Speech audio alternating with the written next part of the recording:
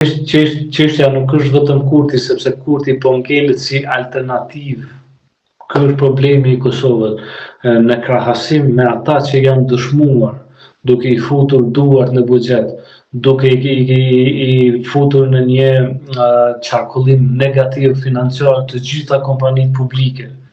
Paramendojeni, ata të cilët po kërkojnë votë, kanë pasur postën dhe telekomin e Kosovës në duar, kur interneti është një nga kërkesat absolute të shoqërisë sonë, dhe në vend të gjenerimit pozitiv, kompania gjithmonë ka dalë me 10-15 milion euro minuset të cilat janë kompensuar nga buxheti i shtetit Kosovës.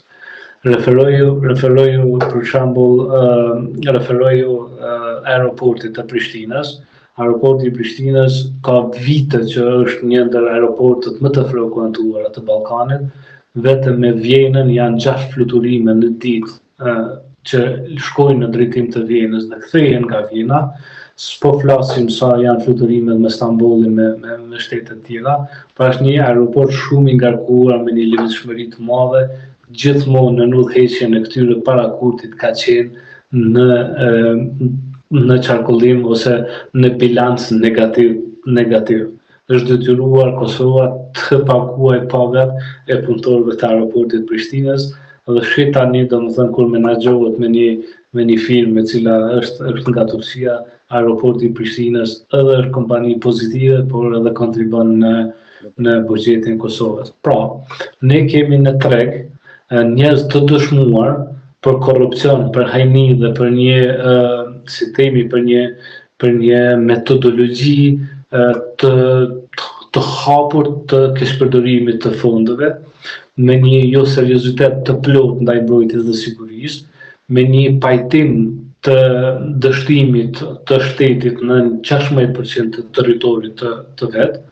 Kemi një mendësi politike që terroristët dhe ata që angazhoheshin për shkëputje të territorit i merrte në qeveri dhe bashkëpunonte me ta, u jepte melita, dhe kemi domethënë kryeministrin Kurti si alternativë tjetër që nuk është i korruptuar, domethënë duhet ta pranojmë këtë, nuk ka afera korruptive personale jo se jo, dhe është domethënë një lloj alternative ndaj atyre që janë dëshmuar.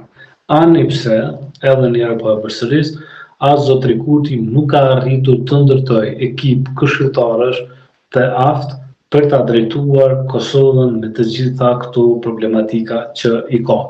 Dhe se këndemi nuk do të jetë shumë e rëndësishme cila parti politike do të fitoj, në qoftë se populli i Kosovës nuk do ngerç, atëherë duhet ta votojë vetëvendosjen me mbi 50% për të krijuar një qeveri të modelit Kurti 2 që e kishim, sepse përndryshe çdo lloj vote nën 50% për lëvizje vetëvendosje do të jemi peng edhe një blokadë tjetër.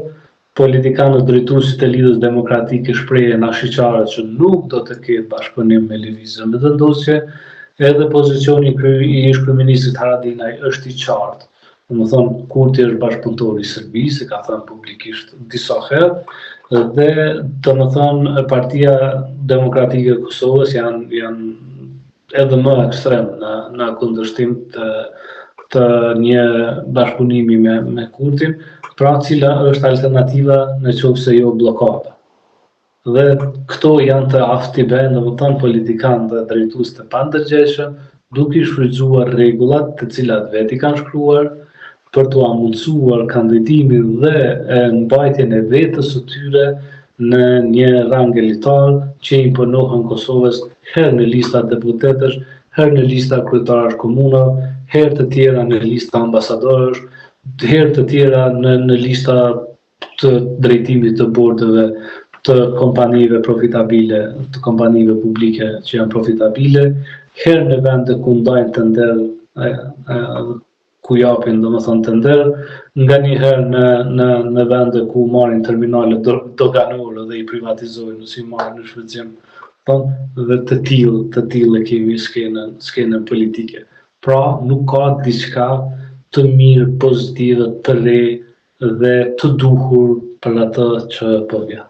Të lutem, kam dhe diçka të fundit me që më përmendët bashkëpunëtorën, akuzat e Haradinajt për Kurtin.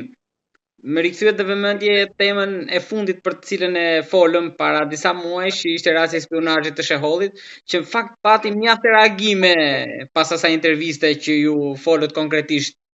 Madje edhe me emra dhe për dosje të saktuara, po çfarë ka ndodhur tani që pas asaj nuk është se kishin diçka tjetër.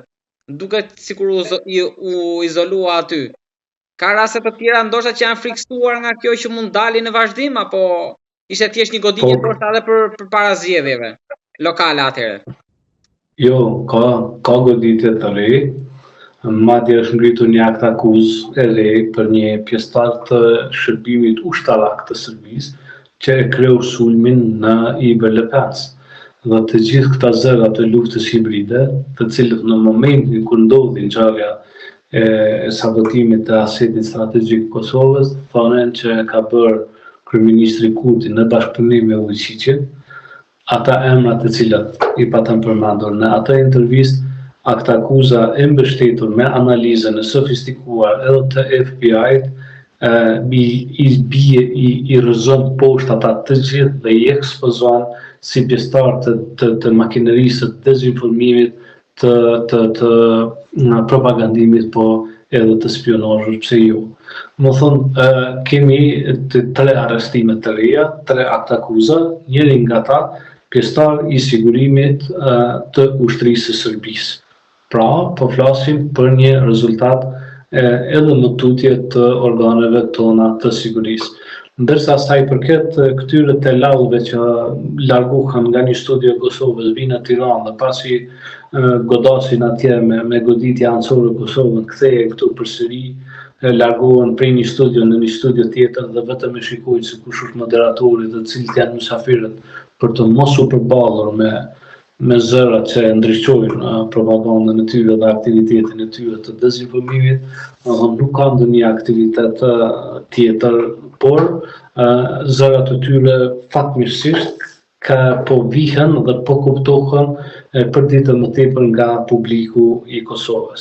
Duke dashur ata godasin Kurtin në aspektin politik, ata godasin shtetin, e godasin institucionin e policisë, institucionin e kryeministrisë së Kosovës, si mund ta ketë Kosova një kryeministër që bashkëpunon me një president kriminal nga Serbia për të bërë keq Kosovës. Në çfarë niveli ka ardhur populli për ta ngritur në post një kryeministër të tillë? Pra është një nonsens.